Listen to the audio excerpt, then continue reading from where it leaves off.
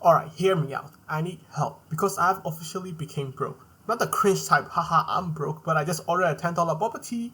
No, I mean broke. Like, if I get one more rent notice, my landlord is legally allowed to suplex me through the floor. Hey, Ron. Hey. Whenever I look at my bank account and wonder how am I even still alive, like every month I work, grind and hustle just to give away all my money to some landlord so I can continue to exist in a tiny overpriced box where neighbors sound like they're throwing WWE matches at 3 a.m. and the walls are one sneeze away from crumbling. And the landlords, what kind of NPC are they? When it's almost time to pay rent, they be coming out of nowhere surprising me with a smile. Don't know if they're happy to see me still alive after living in that shoebox they call fine establishment, or they're just trying to be on my goodie list. And the same landlords, when you mention them about how the front door lock isn't unlocking anymore, they suddenly disappear. Nowhere to be seen. Seriously, is that manual book for landlords authored by the same person who wrote How to Buy Milk Coincidentally After Finding Out Your Girl is Pregnant? And speaking of the so-called fine establishment, how can a person in their right mind look at a place built with cardboard just for it to become a fuel for disaster and say, oh yeah, this definitely worth $1,200 a month. But what's the alternative? Buying the house? Oh, you mean getting approved for mortgage? Which requires to have a perfect credit score, a full-time job, a backup fortune, and a blood sacrifice? Oh look, a shack made out of styrofoam, and it's only $400,000? What a steal. So yeah, buying a house is impossible, unless you're born rich. Till then, we don't need to think too hard why rent, and rent sounds similar. Now, going back to the problem with the front door. When they do decide to show up, which probably is 2 weeks late by now, they will come in, look at the problem for a sec and tell you this is a big problem, and say they will come back after a smoke.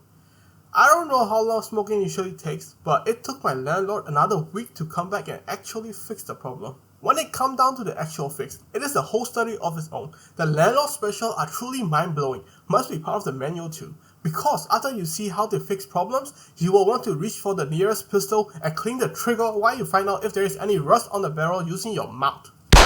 Like, oh, you can't unlock your door anymore? Take this card. I'd be like, sir, are you upgrading it to a car entry system? No, idiot. Use this to unlock the door from now on. Oh, there is a hole in the wall? Don't worry.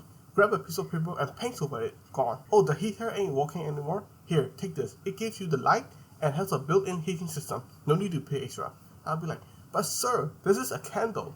Now I have no choice but to write this script with a light from a candle, so don't ask me why my profile picture is the way it is. And don't even get me started on the frequent rent raises.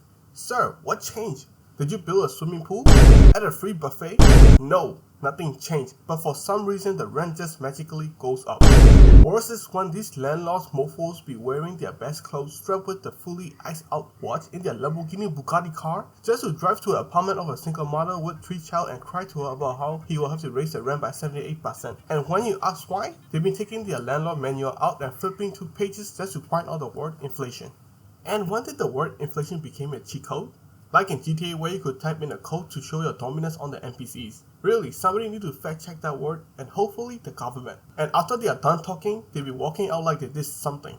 Truly one of a kind, disgusting, blood-sucking, energy-draining, low IQ, high ego, no life, no bitches, waste of oxygen-breathing assholes that are the worst scam on the face of the planet. I'm sure if they can, they would even start charging rent for our thoughts in our head. But if that were to be a reality, even Khabib would go broke because he'd be living rent-free in Connor's head. Huh? Any UFC fan here? Oh, brother, this guy stinks! Okay, sorry. Got a bit sidetracked for a sec.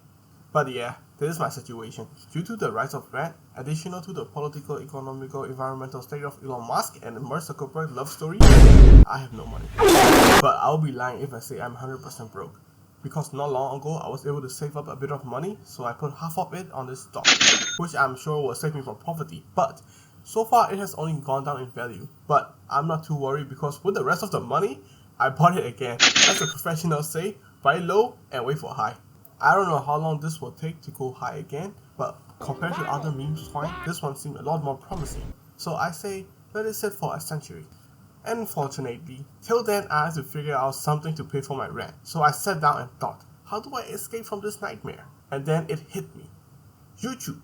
That's right. This is my official escape plan. I see all these YouTubers making millions by playing video games, reacting to memes, and eating food. And I'm over here walking my soul out just to afford half a sandwich.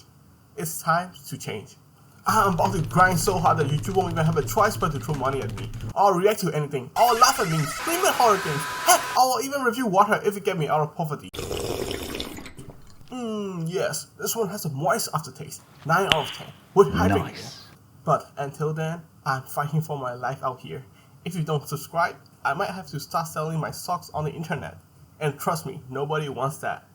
So please, hit that subscribe button and save a life.